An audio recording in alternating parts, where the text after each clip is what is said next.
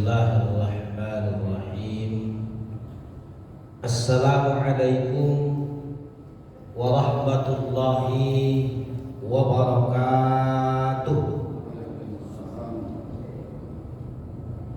Alhamdulillah, alhamdulillahi rabbil alamin, alladzi khalaqal insana fi ahsani taqwim. Wahdahu wassalatu wassalamu ala asrafil anbiya'i wal mursalin. Asyhadu an la ilaha illallah wa asyhadu anna Muhammadar Rasulullah. Allahumma shalli wa sallim wa barik ala sayyidina Muhammad wa ala ali sayyidina Muhammad. Senantiasa kita berusaha bersyukur kepada Allah Subhanahu wa taala, minimalnya dengan ucapan alhamdulillahirabbil alamin. Kemudian bersolawat kita kepada baginda Nabi Muhammad sallallahu alaihi wasallam dengan ucapan Allahumma shalli wa sallim wa barik ala sayyidina Muhammad wa ala ali sayyidina Muhammad. Hadirin sidang jamaah salat zuhur yang dimuliakan oleh Allah Subhanahu wa taala. Hidup kita ini tidak lain daripada ujian Allah Subhanahu wa taala kepada kita. Susah, sakit, miskin, kaya, tua, muda, semuanya merupakan ujian dari Allah. Sebagaimana yang Allah nyatakan dalam surat Al-Mulk ataupun Tabarak, alladzi khalaqal mauta wal hayata liyabluwakum ayyukum ahsanu amala. Kami jadikan hidup dan mati kata Allah agar kami uji siapa yang terbaik amalnya, siapa yang paling bagus amalnya. Bagaimanakah amal yang bagus itu, yang terbaik itu? Amal yang baik itu adalah orang-orang yang ma'rifat kepada Allah Subhanahu wa taala, kemudian dia bertauhid dengan benar, sehingga dalam kehidupannya sehari-hari, dalam ibadahnya kepada Allah, tidak ada dia mensekutukan Allah, tidak ada dia menduakan Allah walaupun hanya sebesar biji bayam. Lepas dia daripada syirik dan kemudian dia benar-benar kenal kepada Allah Subhanahu wa taala. Itulah orang yang baik amalnya. Maka untuk mencapai itu semua hadirin yang dimuliakan oleh Allah, harus kita ada amal. Karena yang diuji ini siapa yang terbaik di antara kita amalnya.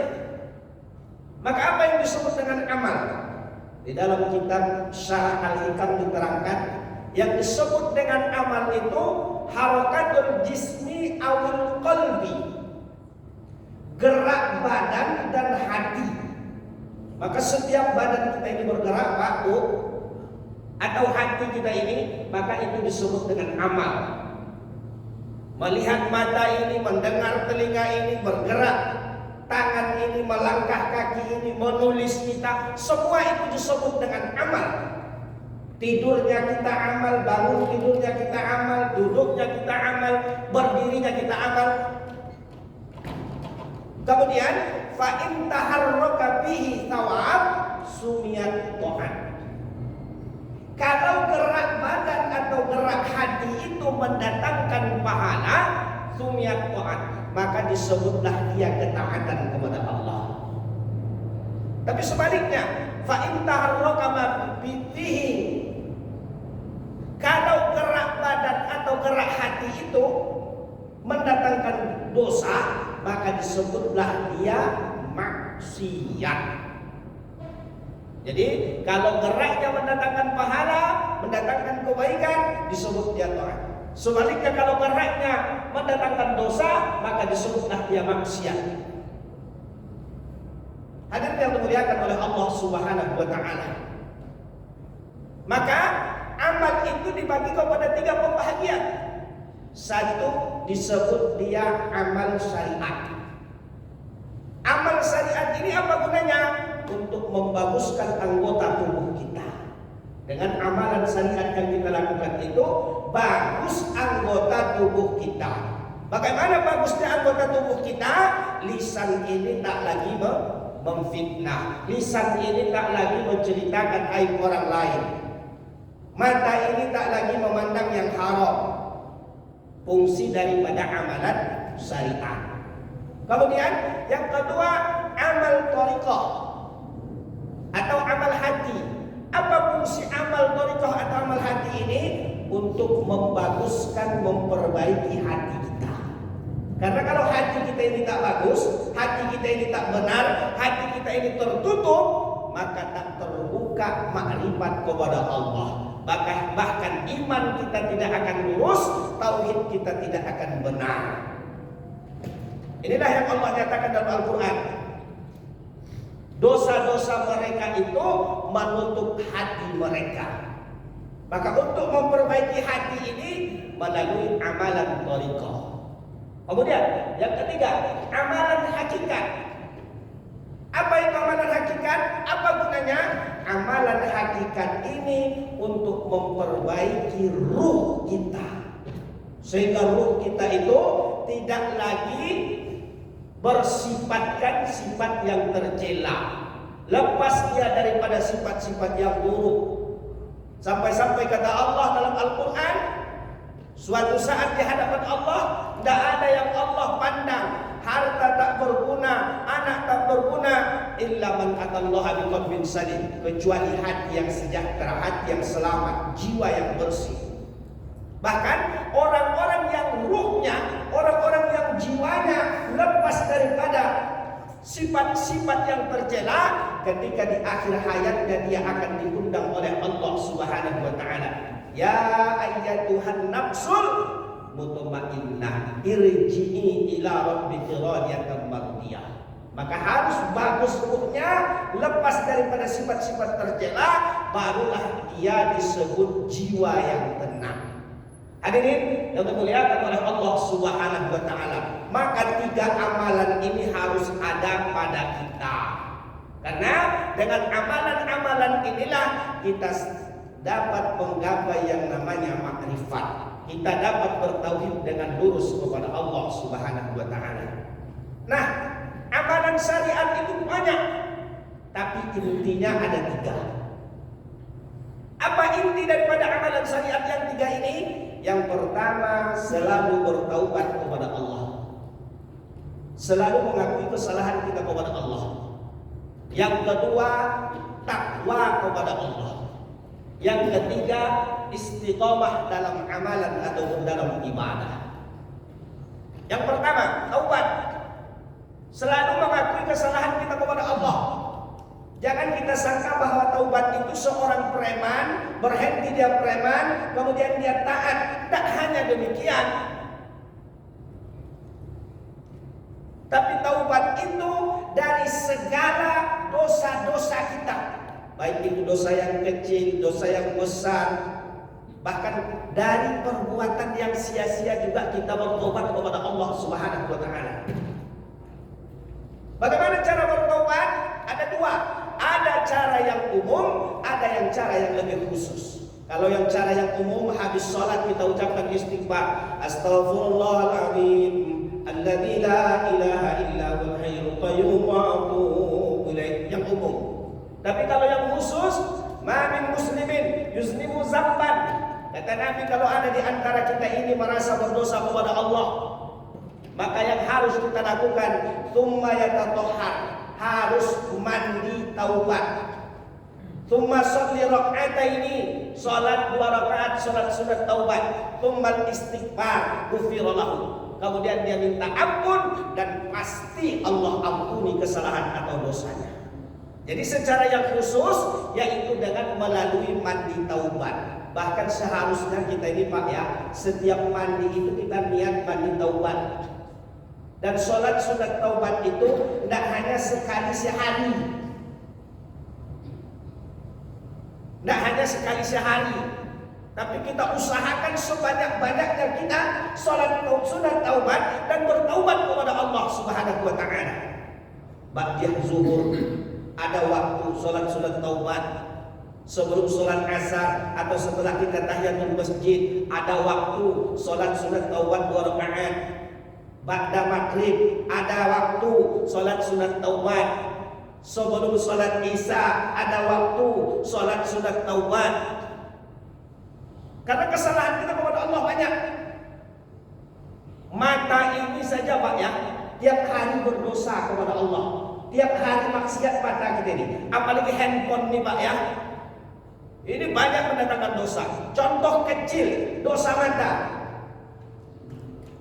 Senang kita Pak ya, senang hati kita lihat wanita cantik. Senang hati kita Pak, senang mata kita lihat anak-anak ABG. Dosa. Senang apa enggak?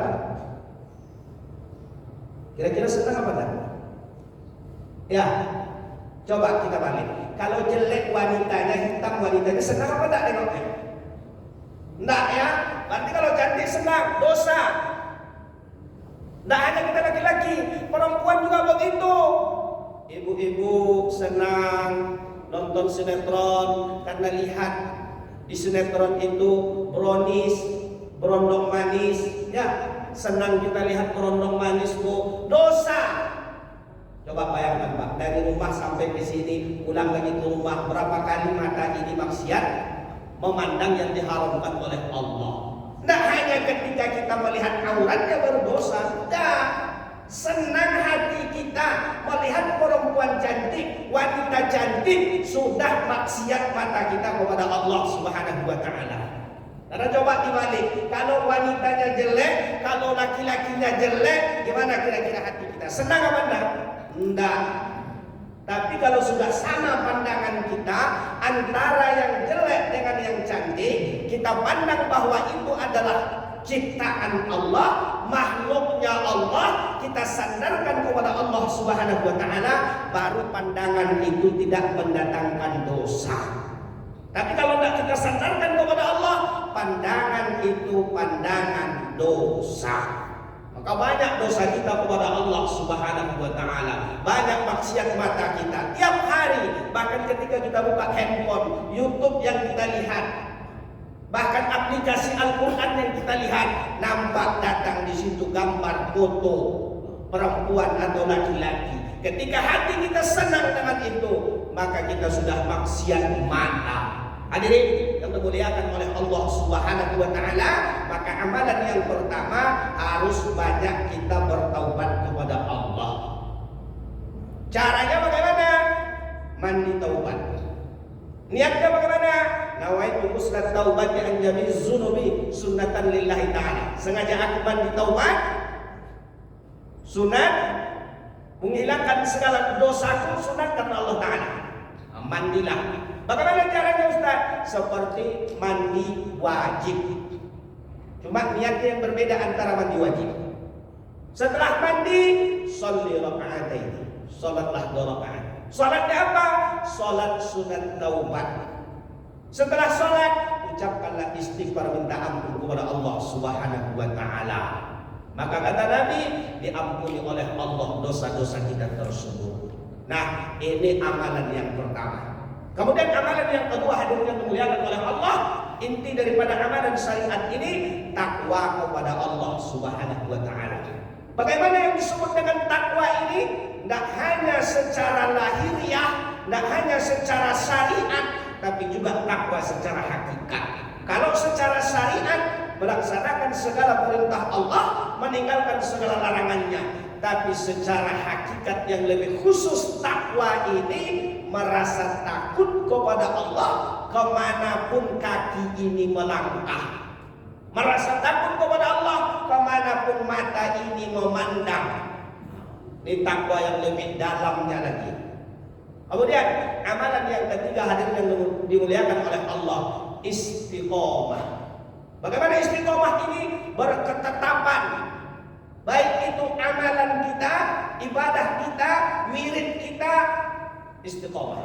Kalau di bulan Ramadan kita biasa menghatamkan Al-Quran sampai 2 kali atau 1 kali minimalnya, habis Ramadan misalnya tetap kita bisa khatam Al-Quran sebulan sekali. Kalau habis sholat kita amalannya misalnya baca sholawat 100 kali, tetap setiap habis sholat tidak pernah tinggal amalannya baca sholawat 100 kali. Ini namanya istiqomah.